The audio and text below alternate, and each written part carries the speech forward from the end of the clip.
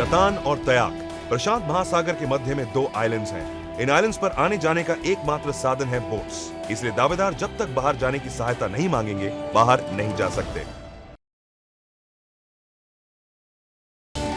तयाक और कतान के पानी में जहरीले समुद्री सांप वालू वालू भी मौजूद हैं।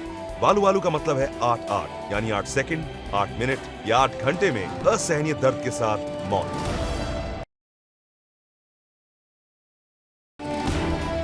कतान ट्राइब के सभी लोग एकजुट होकर प्रोड्यूसर्स के खिलाफ खड़े हो गए और धमकी देने लगे कि अगर उन्हें खाना नहीं मिला तो वो इस शो को छोड़कर चले जाएंगे। लेकिन क्रू के समझाने पर वो उनकी बात मान भी गए और शांत भी हो गए। सर्वाइवर के सफर में मुसीबतें हजार हैं, लेकिन आम जिंदगी की एक भी सुविधा मौजूद है। इसलिए जो भी सामान काम का नजर आया, दावेदारों से चुराने से बाज नहीं आए, फिर चाहे वो फिशिंग नेट्स हो, ओढ़ने की चादर या खाने की कोई भी चीज। अदला बदली के बाद तयाक ने होशियारी से 3 बार अपने पानी के कुएं की जगह भी बदल दी। वो सांप के डर से कुएं को उठाकर अपने कैंप के पास ले आए, लेकिन क्रू ने उन्हें ऐसा नहीं करने की चेतावनी दी और कहा सांप हो या बिच्छू, पानी उन्हें वहीं से लेना होगा। सर्वाइवर के सफर में दावेदार कई तरह के मानसिक दौर से गुजरते हैं। ऐसे में जब वो इस खेल से बाहर होते हैं तो उन्हें फिर से आम जिंदगी से जुड़ने के लिए हमारी साइकोलॉजिस्ट की जरूरत पड़ती है। टिमी नारंग, जो कई होटलों के मालिक हैं और लाखों लोगों को रोज खाना खिलाते हैं, उन्होंने इस शो का हिस्सा बनने के लिए खुद पहल की, क्योंकि जिंदगी का जो अद्भुत अनुभव सर्वाइवर में हो सकता है और कहीं नहीं हो सकता। सभी दावेदारों के परिवारजन उनकी सेहत और सलामती के लिए बहुत चिंतित थे। उनके बार बार आने वाले फोन्स की वजह से एक आदमी को विशेष तौर पर इस काम के लिए रखा गया, जो सबसे बात करे और उन्हें दावेदारों की सही खबर दे, क्योंकि सर्वाइवर के सफर में दावेदारों को इस बात की अनुमति नहीं कि वो अपने घर पर भी फोन कर सके।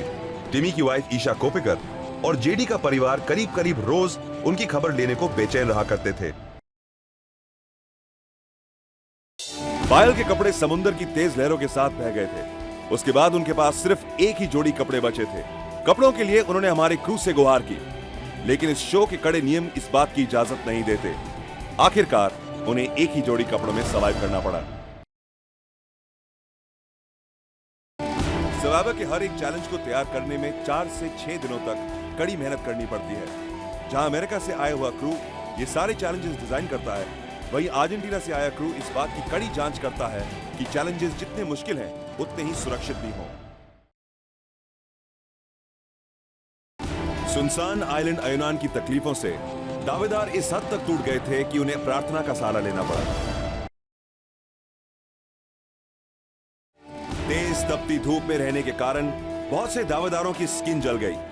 ऐसे हालात में उनकी हालत इतनी बुरी हुई कि उन्हें मेडिकल सहायता लेनी पड़ी। सर्वाइवर इंडिया की शूटिंग के लिए खास तौर से एक सिक्योरिटी एक्सपर्ट को साउथ अफ्रीका से बुलाया गया, ताकि वो शूटिंग के दौरान खतरनाक जीव जंतुओं को संभाल सकें। वो प्रतियोगियों और कर्मचारियों की सलामती का भी ध्यान रखता था।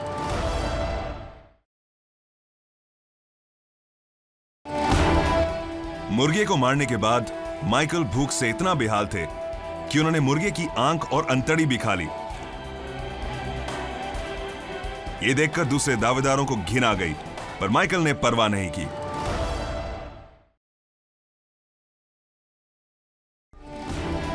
अभिनव को एक जहरीली बॉक्स जेलीफिश ने काट लिया था और इसी वजह से वो बहुत दर्द में थे। शीघ्र मेडिकल सहायता मिलने के कारण उनकी जान बच गई।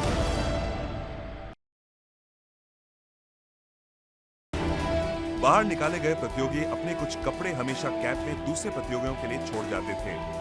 सारे प्रतियोगी एक दूसरे के कपड़े शेयर करने लगे, जैसे कि शिल्पा सिल्वी के कपड़े पहनने लगी।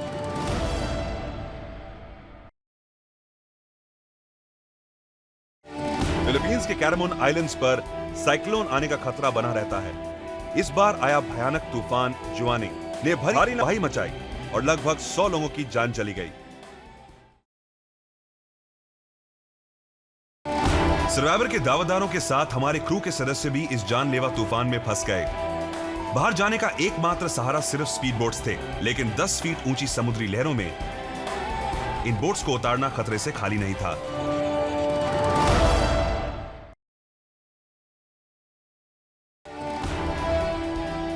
36 घंटे से लगातार बारिश में भीगते हुए दावेदारों के शरीर का तापमान बहुत तेजी से गिरने लगा।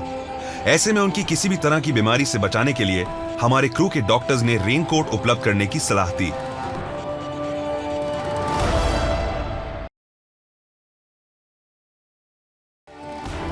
तूफान का कहर जितनी तेजी से फैला, उतनी ही तेजी से इसकी खबर सदस्यों के घर वालों तक पहुंच गई और वो अपने रिश्तेदारों की खैर खबर लेने के लिए बेचैन हो गए।